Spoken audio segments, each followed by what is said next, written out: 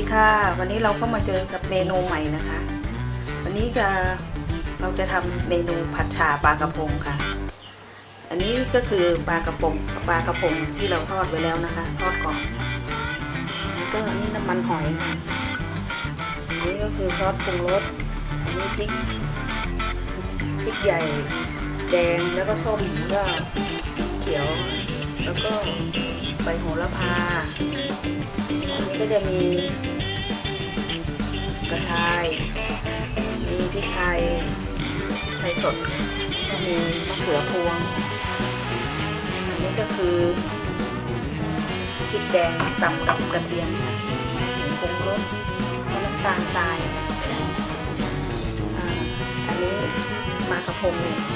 ก่อนเราจะลงทอดแบบกระทะคลุกกับแป้งเสร็จแล้วก็พอลงน้ำมันในกระทะนี่เราก็เอาเกลือโรยในน้ำมันนะคะปลามันจะได้ไม่ติดกระทะปลาจะไม่ติดกระทะถ้าเราโรยเกลือเดี๋ยวเราไปดูการผัดกัน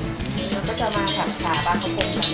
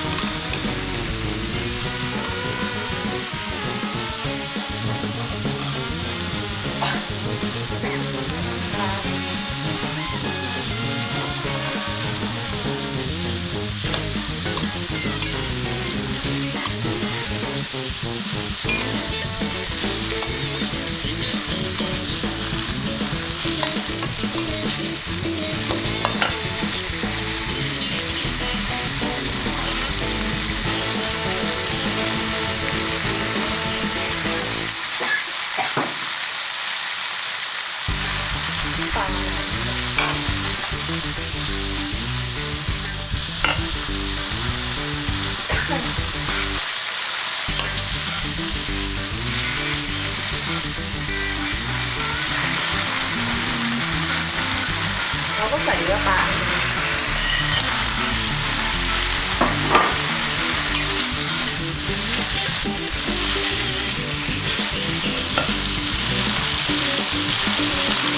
แล้วก็ใส่โหระพา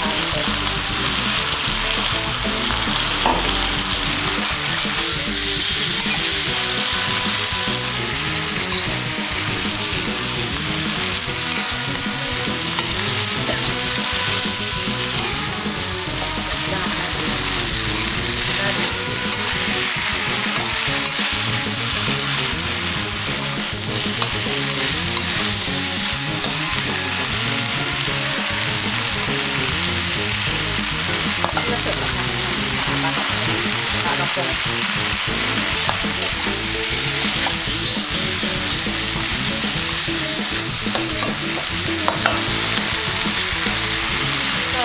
ง่ายๆนะคะไม่มีอะไรมา